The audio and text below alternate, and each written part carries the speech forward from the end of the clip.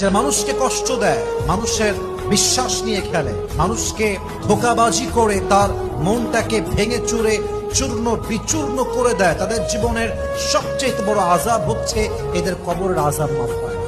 সমস্ত আযাব মাফ হতে পারে, সমস্ত গুনাহ মাফ হতে পারে, কারণ হক হচ্ছে দুই প্রকার। এক হচ্ছে হকুল্লাহ, আল্লাহর হক। দুই হচ্ছে হকুল ইবাদ।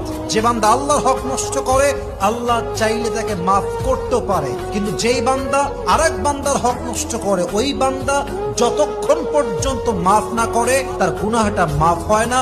কবরে এটা আজীবনের জন্য আযাবের কারণ হয়ে যায়। অতএব কাউকে কষ্ট দেওয়ার পূর্বে হাজারবার ভাববেন, এই কষ্ট আজকে আপনি দিবেন, আজকে বিশ্বাস নিয়ে খেলবেন, আজ কারো মন ভাঙবেন, আপনি আগামীকাল কবরের বাসিন্দা হয়ে যাবেন।